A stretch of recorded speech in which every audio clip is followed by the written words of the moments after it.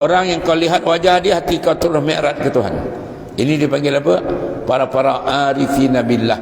Dan bertambah ilmu oleh mantik pertuturan dia. Dia cakap dia qala Allah, qala Rasul. Di antara dia kalau di Melaka dia seorang yang dah wafat dan Al-Alim Al-Allama Tuan Guru Haji Abdul Wahid ya.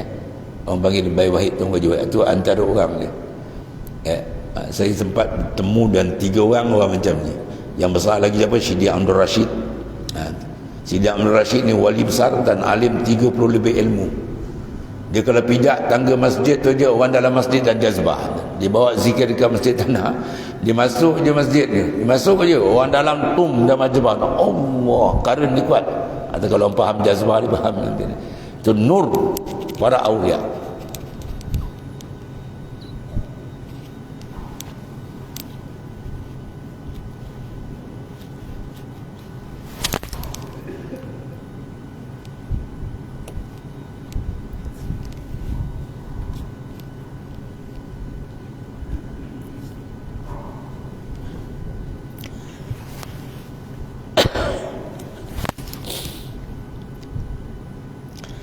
Itu dalam hadis Nabi kata khiyarukum man zakkarakum billahi ru'yatuhu.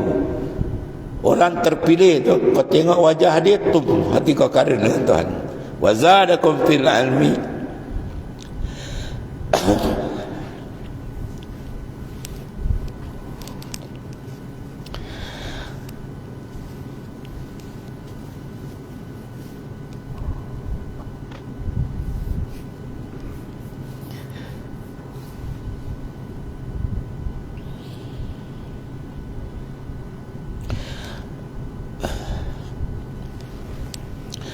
Dan menambahkan ilmu kamu mantik oleh pertuturan dia. Dia bercakap, dia tak ada cakap dunia dan qala Allah, qala Rasul. Itu Syedi Abdul Rashid Al-Lamah wali besar dan Kau Tuan Guru Haji Wahid Mu'alim Haji Abdul Wahid, kita datang ziarah tu hari raya kan, saya datang ziarah rumah dia, duduk je kat kursi dia. Masa tu kita belajar lagi, duduk aja hari raya kan.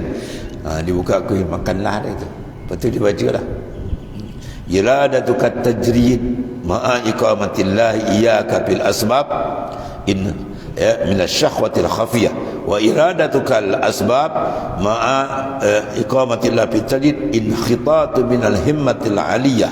Dia bacakan makan tajrid, diurai makan tanikam tu. Kita pun dengar dah makan baliklah, bongkau balik.